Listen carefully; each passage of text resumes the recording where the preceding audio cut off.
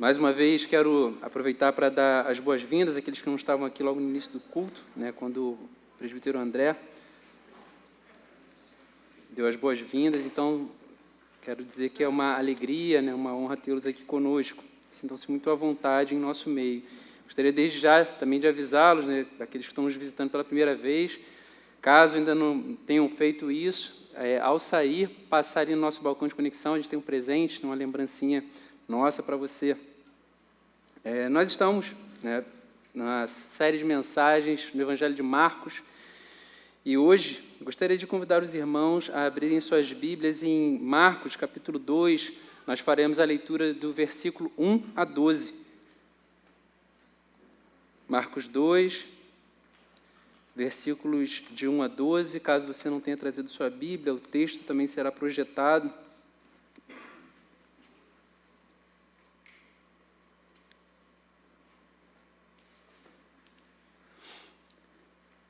Diz assim a palavra do Senhor: Dias depois, Jesus entrou de novo em Cafarnaum e logo se ouviu dizer que ele estava em casa. Muitos se reuniram ali a ponto de não haver lugar nem mesmo junto à porta. E Jesus anunciava-lhes a palavra. Trouxeram-lhe então um paralítico carregado por 4 homens, e não podendo aproximar-se de Jesus por causa da multidão, removeram o telhado no ponto correspondente ao lugar onde Jesus se encontrava e, pela abertura, desceram o leito em que o paralítico estava deitado. Vendo-lhes a fé, Jesus disse ao paralítico: Filho, os seus pecados estão perdoados. Alguns escribas estavam sentados ali e pensavam em seu coração: como ele se atreve a falar assim? Isso é blasfêmia. Quem pode perdoar pecados a não ser um, que é Deus? E Jesus, percebendo imediatamente em seu espírito que eles assim pensavam, disse-lhes: Por que vocês estão pensando essas coisas em seu coração? O que é mais fácil, dizer ao paralítico: os seus pecados estão perdoados, ou dizer: levante-se, tome o seu leito e ande? Mas isto é para que vocês saibam que o Filho do Homem tem autoridade sobre a terra para perdoar pecados. E disse ao paralítico: Eu digo a você, levante-se, pegue o seu leito e vá para casa. Ele se levantou e, no mesmo instante, pegando o leito, retirou-se à vista de todos, a ponto de todos se admirarem e darem glória a Deus, dizendo: jamais vimos coisa assim. Vamos orar, fechar nossos olhos, pedir que Deus fale conosco. Deus Santo, nós louvamos e bendizemos o Teu nome, Senhor, porque Tu és grandioso, Deus, Tu és majestoso.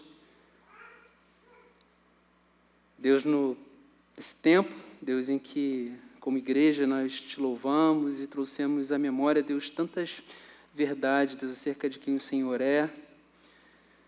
Deus, o nosso coração se derrama, Deus, diante da Tua grandeza, do Teu poder, da Tua glória, da Tua majestade, Senhor. Louvado seja o Teu nome. Deus amado, nós Te suplicamos, Deus, que o Senhor fale conosco, fale aos nossos corações. Deus Santo, nós sabemos que somos carne, fracos. Deus, por vezes, alguns problemas, Deus, dificuldades, insistem, Deus, em nos roubar a paz, roubar a atenção, roubar a quietude. Nós Te suplicamos, Deus, que nesse tempo que nós separamos para buscar, Deus, a Tua presença de forma comunitária, ouvir a Tua voz, nós Te clamamos, Deus, que não haja espaço, Senhor, em nossa mente, em nosso coração, para nenhum outro pensamento, Deus, senão ouvir a Tua voz. Deus, que o Teu Santo Espírito possa falar conosco, Deus. Que haja graça, Deus, unção, no momento, Deus, em que a palavra for comunicada e no momento também que ela for acolhida, Deus, no coração da Tua igreja. Deus Santo, eu Te peço que o Senhor perdoe, Senhor, as minhas imperfeições e pecados, Deus, que o Senhor possa usar-me, Deus, para a edificação do Teu povo aqui reunido. Deus amado, em nome de Jesus, Senhor, nós choramos. Amém, Senhor. Meus irmãos, aqui no início do trecho que nós acabamos de ler, a palavra do Senhor nos informa a localidade em que Cristo se encontra. Diz, dias depois, Jesus entrou em Cafarnaum. Cafarnaum, a cidade representava uma espécie de sede para o ministério de Cristo. Era a base onde Cristo, onde ele mais se situou, de onde ele partia. Aqui no texto que a gente acabou de ler, diz que ele estava em casa, as pessoas tomaram conhecimento de que ele estava em casa.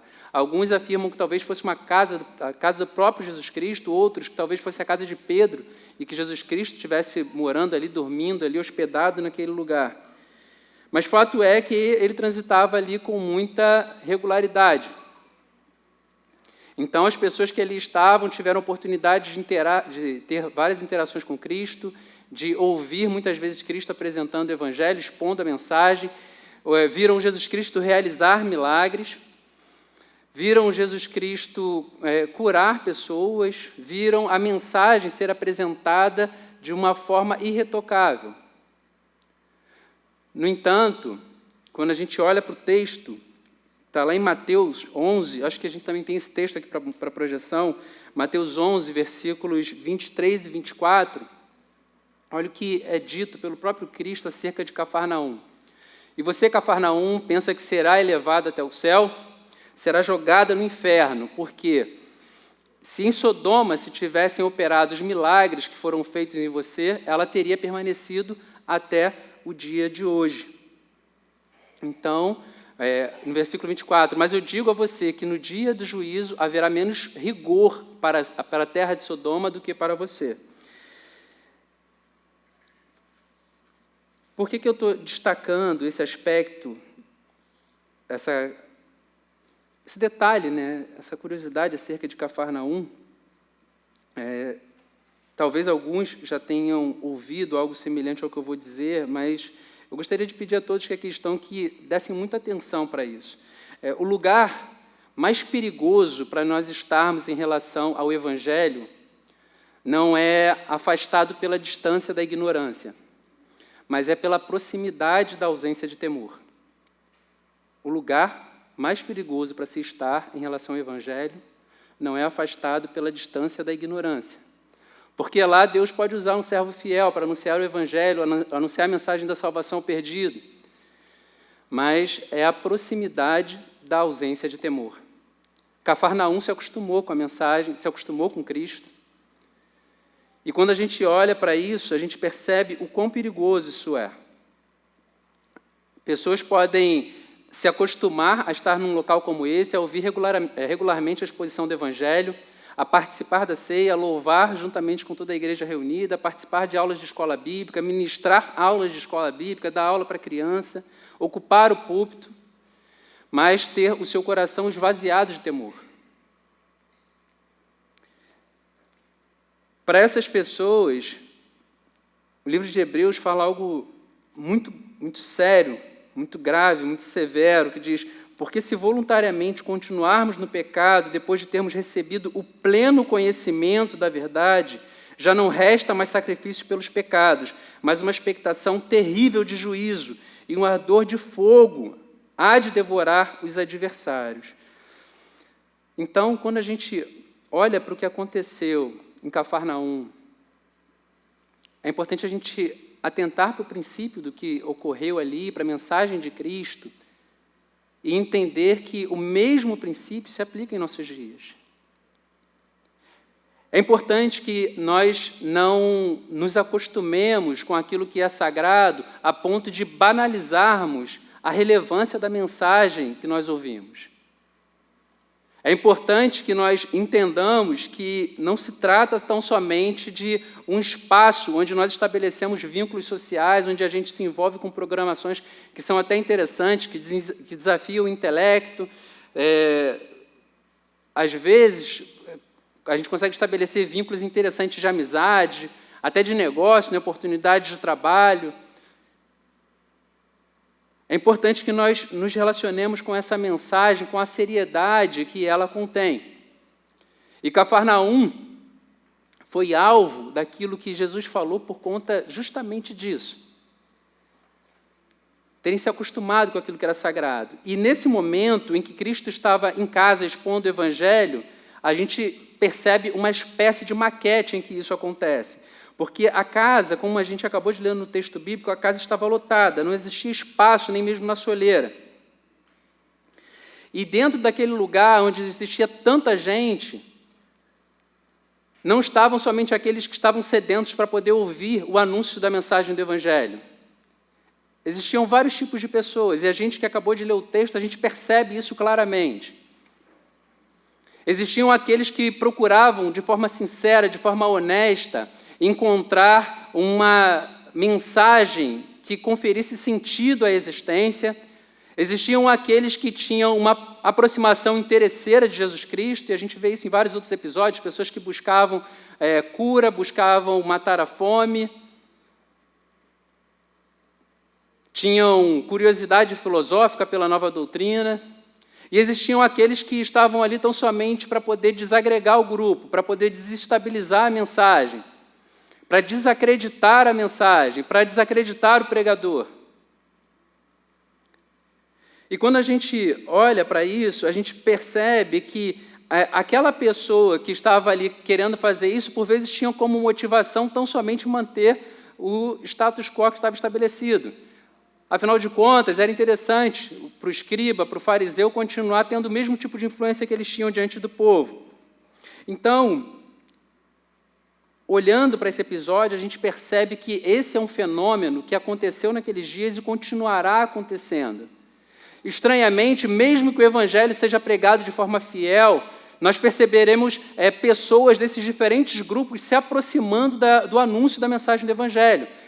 Aqueles que estão se aproximando de forma sincera, aqueles que são interesseiros e aqueles que são os desagregadores, que estão ali para desacreditar a mensagem. Estranhamente, isso aconteceu e isso continuará acontecendo ao longo da história da igreja. É importante que a gente seja muito realista em relação a isso, para que nós não lancemos um olhar romântico para a igreja. A igreja, ela é constituída de gente imperfeita. Ela foi ancorada, alicerçada naquele Deus que é perfeito, mas formada por homens e mulheres imperfeitas. Então, nós, ao longo da nossa caminhada cristã, congregando, participando de um grupo como esse, a gente vai se dar, por vezes, vai esbarrar com essa imperfeição. Mesmo que o Evangelho seja pregado fielmente. Naquela casa lotada, estava pregando aquele que era a essência do Evangelho, pregando o Evangelho. Era o dono da mensagem pregando a si mesmo, não tinha intermediários. E mesmo assim, dentro daquele grupo, existiam salvos e perdidos. Mesmo assim, naquele grupo, existiam aqueles que estavam com o coração honesto e aqueles que tinham interesses escusos para estarem ali. Então, nós não podemos desacreditar, não podemos desconsiderar esse fato. Mas, entendendo que isso acontecerá, então não é uma alternativa para o crente fiel olhar para a igreja e dizer que não consegue viver para o Evangelho de forma comprometida, porque a igreja não satisfaz as suas expectativas do que é ser uma igreja perfeita. Afirmar que não consegue manter uma vida de comunhão com a igreja, de maior compromisso com o Evangelho, de maior intensidade em vida devocional, maior intensidade na vida de oração, porque a igreja ora pouco, ou porque talvez o Ministério de Música não cante os louvores da sua playlist de preferência, ou talvez porque o departamento infantil não tenha um currículo que atenda às suas expectativas. Porque quando a gente olha para a comunidade em que nós estamos inseridos buscando defeitos, nós vamos encontrá-los. E talvez o grau de profundidade com o qual você consiga identificar esses defeitos possa se dar por algumas possibilidades. Talvez você realmente seja excelente naquilo que você está observando, que a igreja tem se mostrado frágil, debilitada. E já que você é tão excelente, seja você parte da solução dessa debilidade da igreja, porque nós cremos que a igreja é dotada de múltiplos dons. Existem pessoas aqui com diferentes habilidades, diferentes competências e podem servir de forma excelente à igreja. Então, seja você mesmo parte da solução da comunidade na qual você está inserido. Porque existem somente dois caminhos. Ou você realmente consegue ter uma visão clara acerca das fragilidades da igreja, e por isso você consegue apontá-las com muita facilidade, ou você tenta se escudar em alguma coisa para não assumir compromisso algum. Porque, como eu disse, a gente olha para a história da igreja e a gente percebe que isso sempre foi uma realidade na vida da igreja. Então, o que cabe a nós, olhando para esse exemplo em que o paralítico está entrando numa casa lotada de gente, em que tem pessoas de diferentes tipos, com diferentes tipos de coração, o que cabe a mim e a você? Nós precisamos escolher quem nós queremos ser na multidão. Quem você quer ser na multidão que segue a Cristo? Quem você quer ser no meio desse grande conglomerado de pessoas que professam fé em Jesus Cristo e que dizem caminhar seguindo o Cordeiro? Quem nós queremos ser? Por vezes, nós olhamos para a igreja primitiva e romanceamos, né, como se a coisa fosse tudo perfeito, né, nos primeiros dias da igreja. E a gente vê que, quando o próprio Cristo estava pregando, a coisa não se dava assim, de forma tão perfeita. Porque ele estava pregando para pecadores.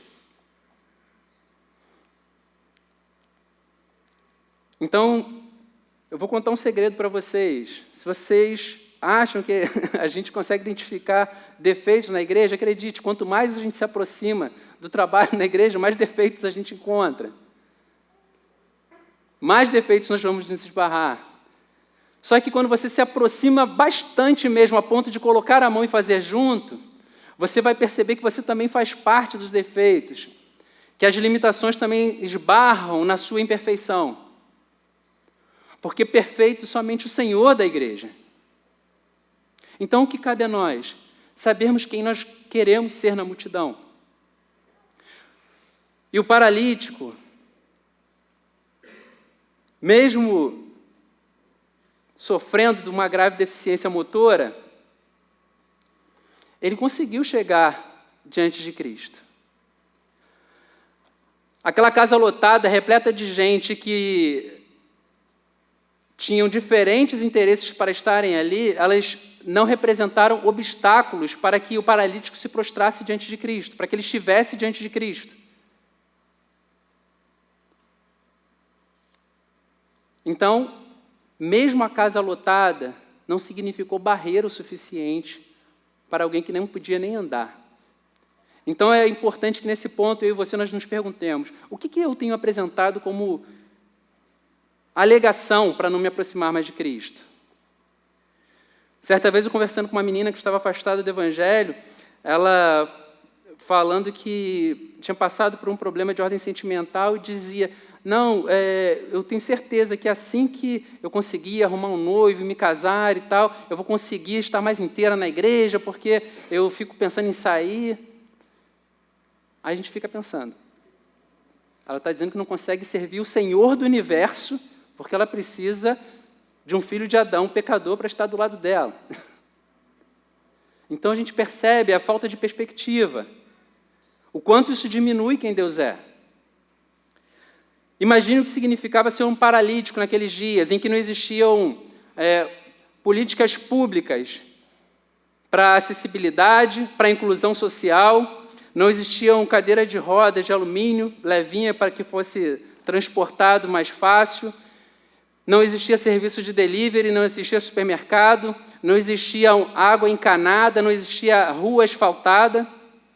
Imagine o que significava ser um paralítico naqueles dias.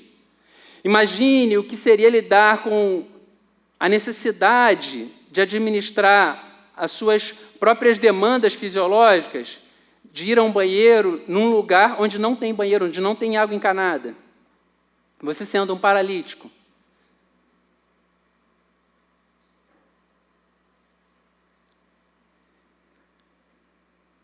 Agora, imaginem se aquele homem, ao invés de ser acometido pela paralisia que levou tanto sofrimento a ele, certamente levou muito sofrimento a ele, imaginem que aquele homem não tivesse experimentado isso em sua vida. Imaginem que aquele homem ele andasse como todos os demais.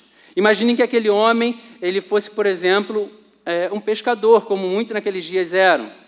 E desse ofício ele tirasse o seu sustento, como tantos discípulos de Cristo eram. Dias a fio ao mar, comercializando seus peixes. Imaginem se aquele homem, ao invés de pescador, ele fosse, por exemplo, um pastor de ovelhas e pudesse correr pelas montanhas da região, conduzindo rebanhos, negociando a lã, a carne,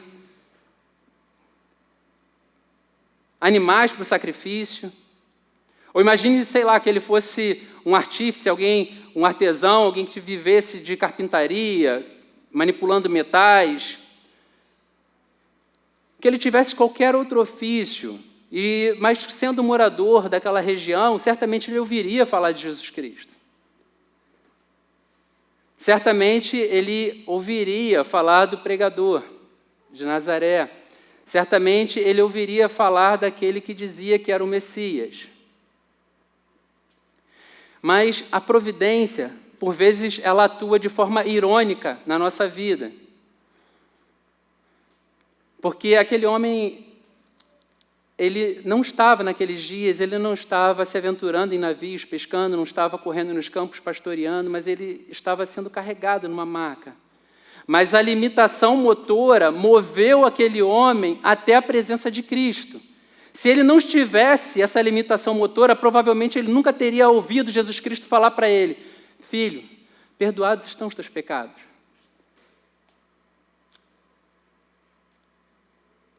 Certamente ele não seria colocado naquela condição de fragilidade, de vulnerabilidade diante do Senhor.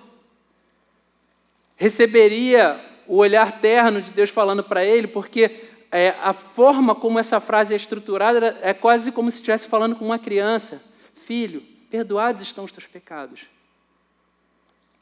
Ele não teria a oportunidade de ouvir isso se ele estivesse correndo com as suas próprias pernas, sem nenhuma dificuldade para atravessar. O pastor Tim Keller, em um de seus livros, ele fala sobre uma série de experiências vividas por pessoas que foram duramente golpeadas na área da saúde, na área financeira, na área familiar, enfrentaram enfermidades graves, um perdeu a visão. Então, essas pessoas, elas vão relatando o quão severo, o quão doloroso tinha sido viver aquela experiência. Mas todas elas foram unânimes em reconhecer que elas não experimentariam a proximidade que experimentaram de Deus se essas mesmas experiências não tivessem alcançado a sua história.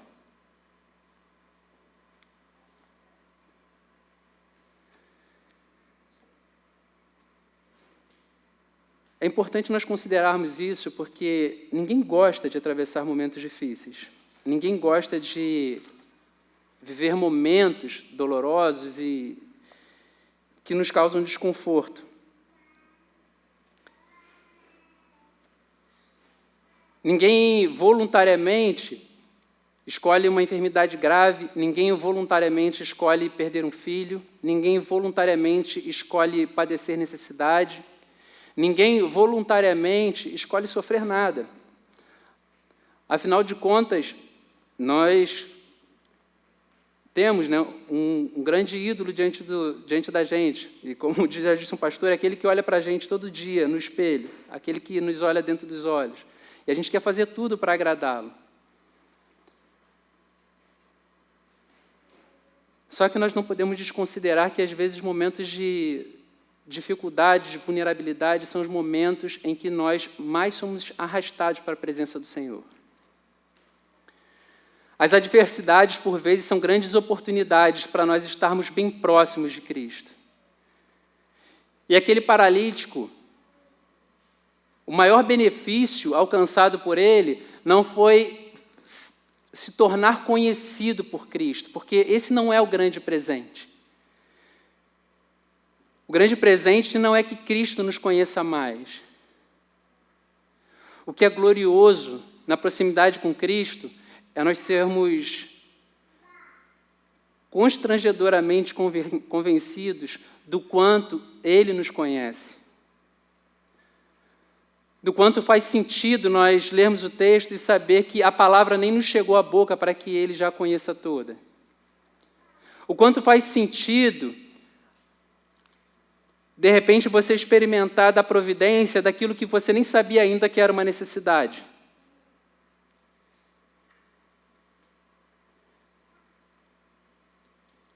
Momentos de dor jamais são uma escolha. Mas, estranhamente, por vezes, esse é o meio escolhido por Deus para trazer-nos para uma conversa mais íntima. Um pastor, que era vinculado a Atos 29, me falha agora o nome dele, eu assisti um vídeo dele, pastor Cristiano, como presidente da Atos 29 aqui no Brasil, ele compartilhou o vídeo desse pastor que foi acometido por um câncer muito severo, ele veio a falecer, se não me engano, acho que em 1 ou 2 meses. E ele conversando com o Cristiano e dizendo, Cristiano, Deus está me chamando para o vale para conversar. E a gente viu um homem que foi devastado pelo câncer, ele teve a vida ceifada em menos de 2 ou 3 meses, se eu não me engano, mas ainda assim, nos últimos dias, ele no CTI do hospital, anunciando o evangelho para aquelas pessoas que estavam ali próximas. Uma coisa é você ouvir a exposição do evangelho para aquele que goza de perfeita saúde, que não está passando por grandes dificuldades. Outra coisa é você ouvir o evangelho ser anunciado com alegria por aquele que não sabe nem quantos dias ainda lhe restam. Isso só é possível por essa proximidade que nos arrasta para perto de Cristo, em que nós somos convencidos da sensação de que nós não temos mais nada, e então o nosso coração é inundado pela certeza de que Cristo é o nosso tudo. Quando não existe mais nada para a gente se agarrar, quando não existe mais sentido em apresentar nada que possa nos conferir segurança, a gente se dá conta que Cristo é o nosso tudo. Que é Ele quem está no trono. É Ele quem conduz a nossa história.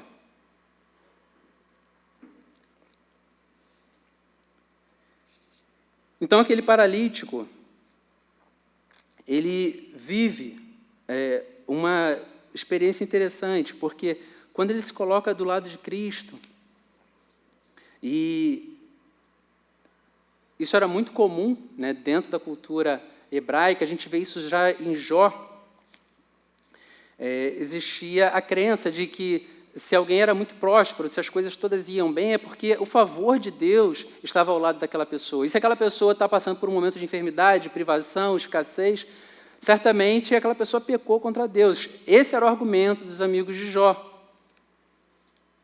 Era nisso que eles insistiam, nessa tecla que eles martelavam. Não é possível, alguma coisa você fez de errado, afinal de contas, né, como é que pode isso? Você perdeu tudo, você perdeu a saúde, perdeu os filhos. Então, Jesus Cristo ao lado daquele paralítico, talvez alguém ainda pudesse olhar para ele e dizer, bom, ele está ali colhendo aquilo que ele mesmo semeou. Ele está ali colhendo aquilo que ele mesmo cultivou para si. Jesus Cristo, num outro episódio, ele está diante de um cego de nascença e as pessoas perguntam para Cristo, bom, quem foi que pegou? Quem foi que pecou? Foi ele? Foram os pais dele? Por que isso está acontecendo com ele? Jesus Cristo também desconstrói essa ideia, dizendo, bom, nenhum dos dois pecaram, nem os pais, nem ele pecou. Mas essa enfermidade é para que seja manifesta a glória do Senhor. Então, talvez aquele paralítico estivesse ali do lado dele e as pessoas estivessem olhando ainda para ele como se fosse um coitado. Né, pensando, bom, a causa certamente é um pecado. Mas é importante, né, hoje, né, com maior clareza, fica muito evidente que, na verdade, a enfermidade ela não está atrelada pelo pecado do enfermo, mas a humanidade experimenta enfermidades porque o homem pecou. Então, ainda por mais anacrônico que seja, ainda existem igrejas que defendem esse absurdo, né, de, bom, se você não está sendo abençoado é porque você não está com suficiente santidade. E jogam um peso imenso, por vezes, nos ombros de pessoas que já estão experimentando sofrimento profundo.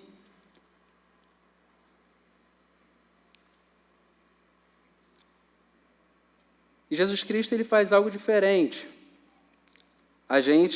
Nós temos alguns médicos aqui, nosso querido André, Maria Fernanda, Suzana. Por vezes, a gente, quando está diante de uma enfermidade, a gente fica golpeando o sintoma e sem tratar a causa. Jesus Cristo, quando ele se aproxima do paralítico, o paralítico desce por cima dele, Jesus Cristo, ele faz algo diferente. Ele não trata o sintoma, não daquele homem, mas ele golpeia a causa daquela enfermidade na humanidade. Cristo diz para ele, perdoados estão os teus pecados.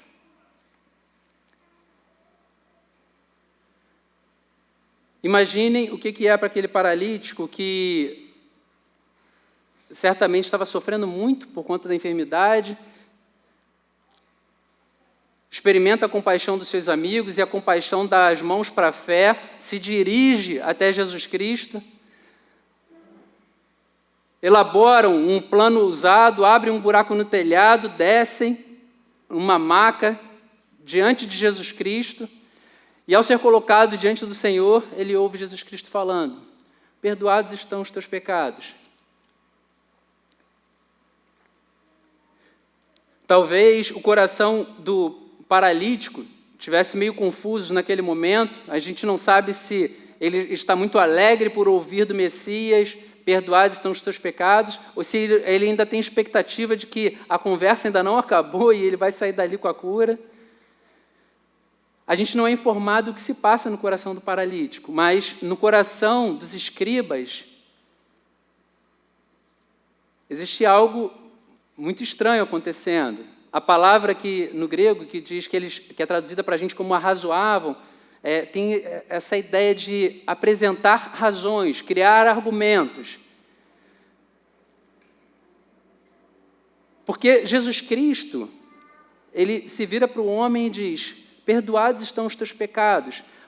Isso poderia parecer para os escribas daqueles dias uma tentativa, um tanto quanto covarde de Jesus Cristo, de levar a conversa para o lado da subjetividade. Porque quem pode provar que os pecados foram perdoados? Imaginem, um homem está aqui de pé diante de vocês ensinando as Escrituras e de repente se vira para um outro e diz, vá lá, seus pecados estão perdoados. Então, é difícil de mensurar se isso era verdade ou não. Como é que a gente pode se certificar que isso está acontecendo?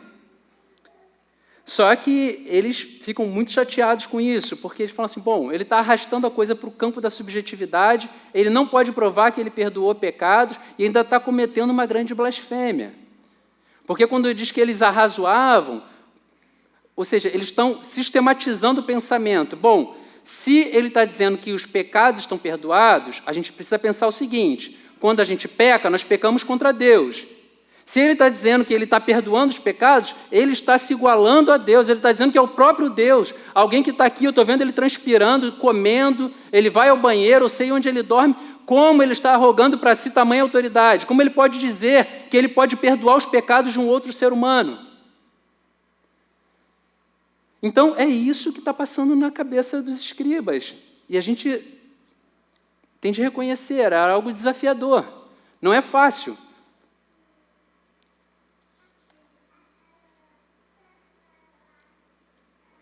Só que é interessante que como a gente falou, a coisa de se aproximar de Cristo é tão fantástica, porque não é que Ele tem a possibilidade de nos conhecer, mas a convicção que vai se apoderando no nosso coração, que nós somos plenamente conhecidos por Ele. Quando a maca é descida do telhado, as Sagradas Escrituras, tanto no Evangelho de Marcos, quanto nos outros que relatam o mesmo episódio, nós não percebemos nem o paralítico, nem os 4 amigos que ficaram lá no telhado, a gente não vê nenhum desses homens dizendo uma só palavra. A gente não vê eles pedindo para que Jesus Cristo perdoasse os seus pecados ou para que Jesus Cristo fizesse com que aquele homem voltasse a andar.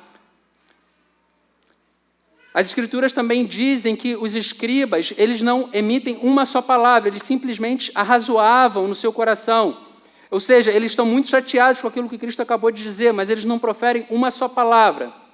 Só que Jesus Cristo olha para todo o cenário e vê tudo como sendo um grande livro aberto diante dos seus olhos. É o paralítico descendo, são os escribas que estão olhando para ele e está tudo muito transparente. Ele percebe o anseio do coração do homem que deseja a cura. Ele percebe o anseio de querer desacreditar a sua mensagem no coração dos escribas. E tudo está ali patente diante dos seus olhos. Na semana passada, nós falamos sobre o episódio em que nós mencionamos a cura de um leproso. Uma doença temível para aqueles dias. Uma doença devastadora que, como nós falamos, transformava alguém vivo em um defunto social. Alguém que tinha sido sepultado e continuava respirando, andando, mas que experimentava tamanho isolamento que era como se morto estivesse.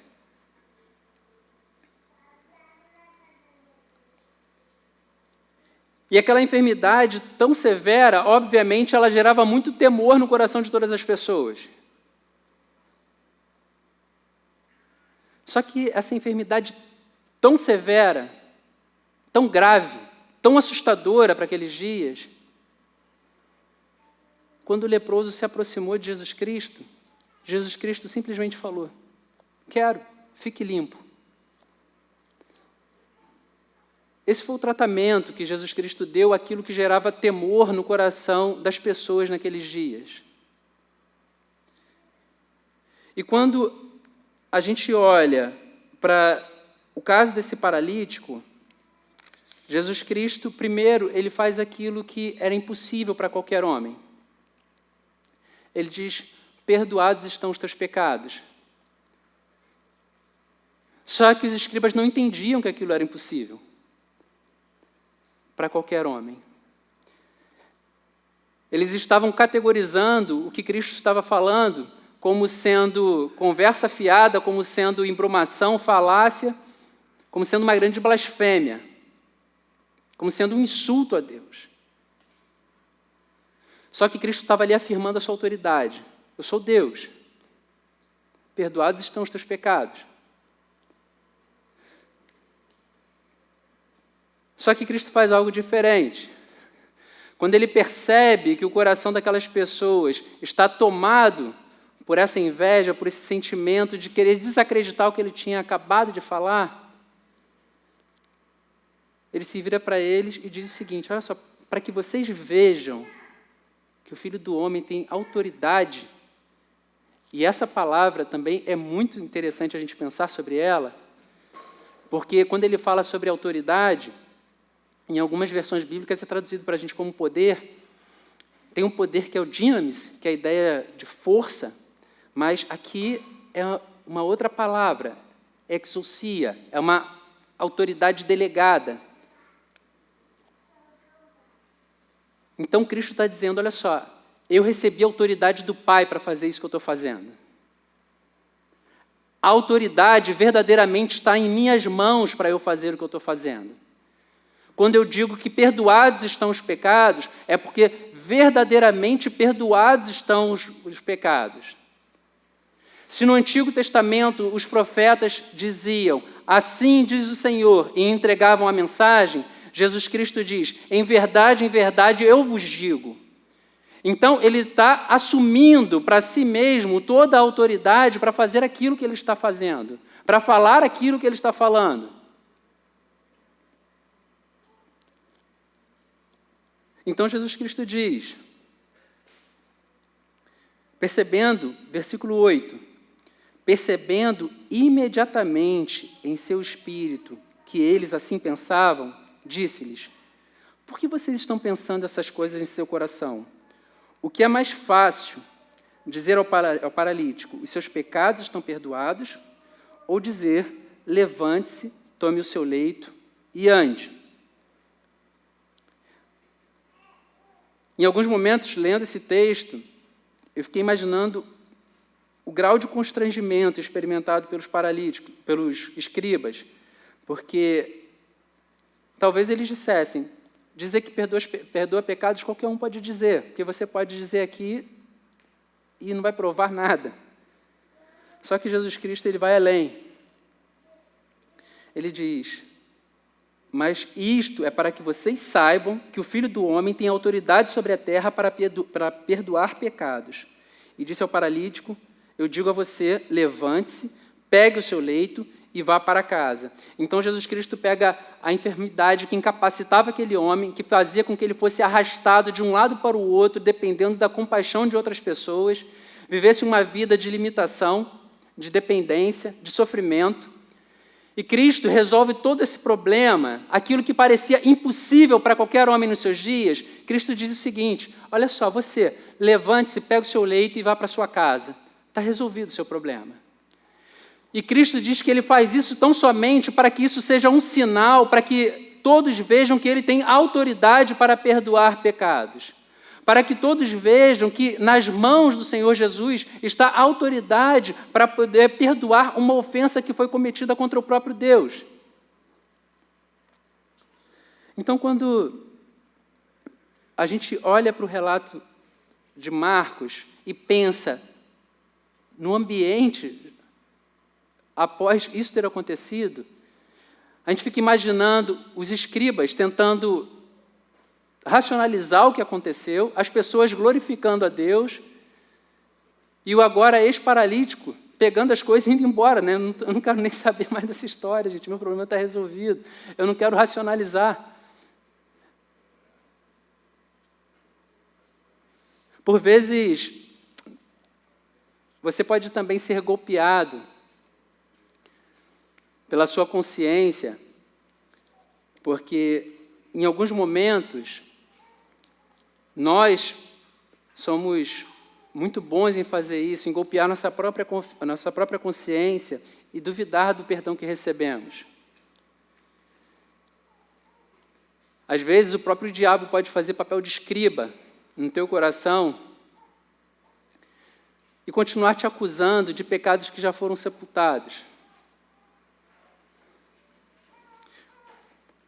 A gente olhar para esse texto e ouvir Jesus Cristo dizendo, filho, os teus pecados estão perdoados. É importante que, da mesma forma que Jesus Cristo, ele não permitiu que o perdão dos pecados daquele paralítico ficassem alicerçados na subjetividade, mas que ele disse, olha só, para que vocês entendam que eu estou falando a verdade, eu vou curar esse homem. E ele demonstra a sua autoridade.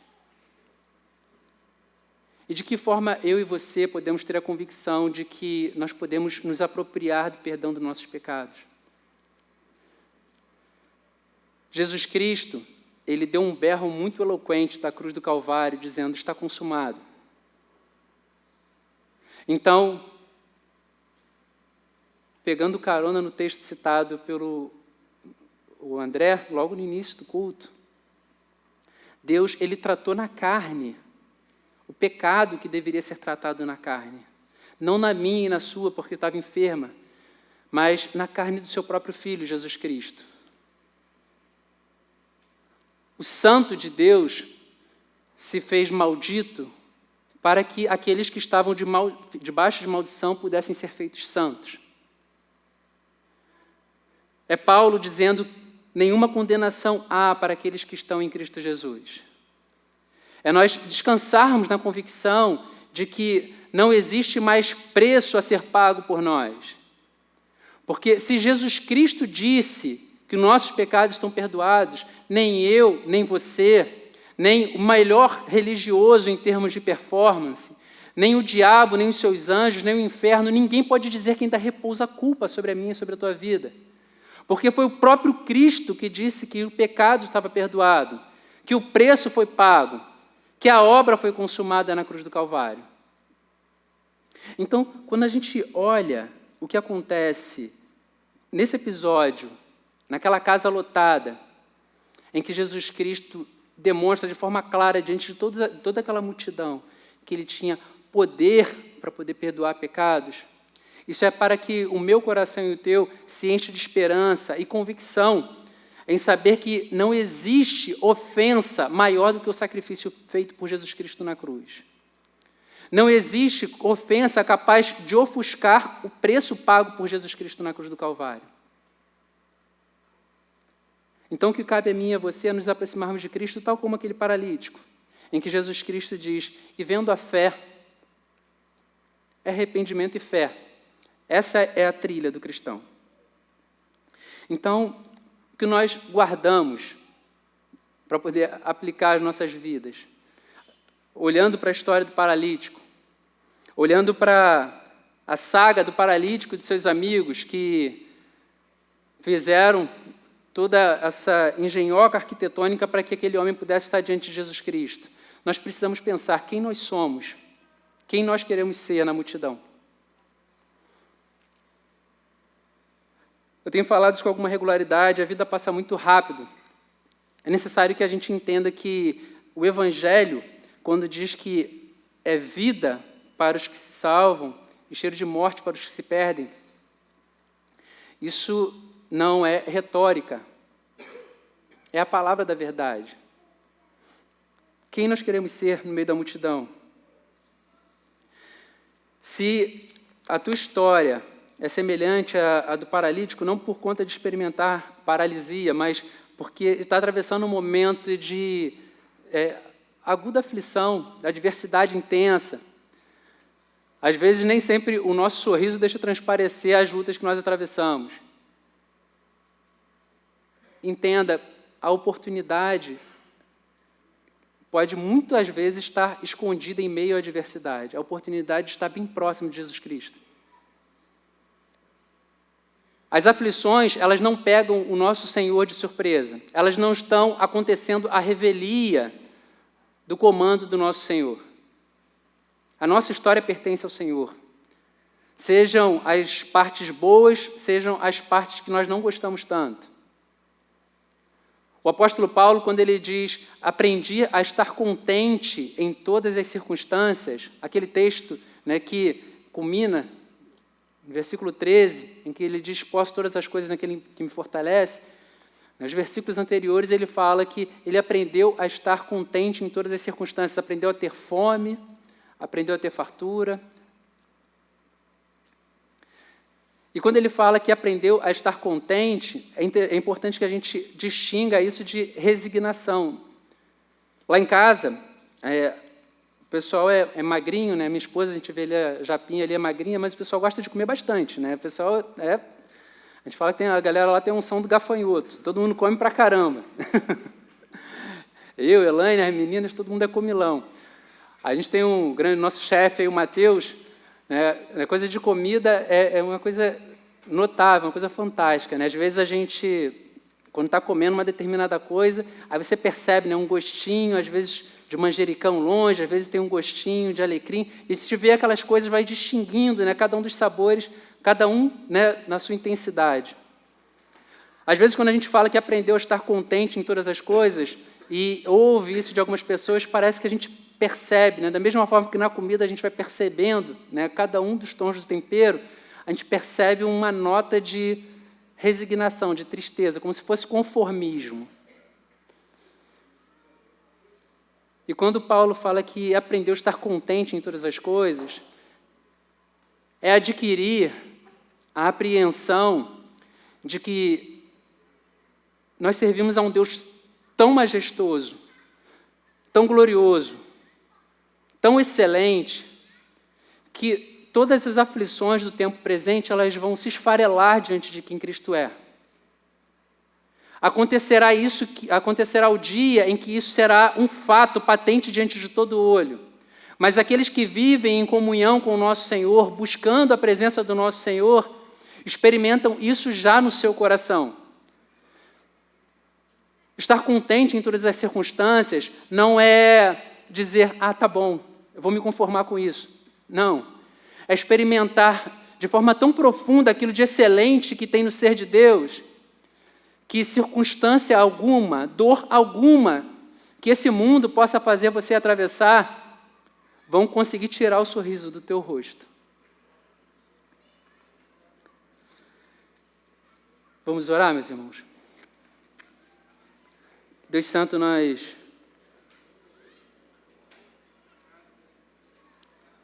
somos pó, Deus, somos frágeis, carne, limitados, Senhor, mas nós te louvamos, porque a Tua palavra mesmo diz que nesses vasos de barro, Deus, o Senhor escolheu depositar um tesouro. Deus, nós te louvamos pelo selo do Teu Santo Espírito. Te louvamos, Deus, porque no nosso coração está a fé teimosa que vence as circunstâncias, que a despeito daquilo que tenta nos roubar a paz, ferir a alma, adoecer o coração, Deus continua brilhando a certeza de que existe uma provisão ainda hoje para aqueles que temem o Teu nome. Existe uma graça especial ainda hoje para aqueles que Te buscam. Existe uma alegria em estar próximo do Senhor, não para que o Senhor nos conheça, mas para que nós experimentemos, Deus, com o nosso coração e com a nossa mente, o quanto o Senhor nos conhece. Deus, nós Te louvamos por isso. Te pedimos, Deus, que essas verdades sejam poderosamente aplicadas em nossas vidas, Senhor. Não faltam desafios, Senhor, para os dias em que nós vivemos, não faltam lutas, Senhor. Mas nós também sabemos que não faltará, Senhor, o consolo e a graça vinda do alto para poder atravessar todas elas até que nós vivamos o eterno dia com o Senhor. Deus amado, eu Te peço que o Senhor faça assim, Deus, comigo, faça assim com toda a Tua igreja aqui reunida, Pai. Em nome de Jesus Cristo nós te oramos. Amém, Senhor. Amém.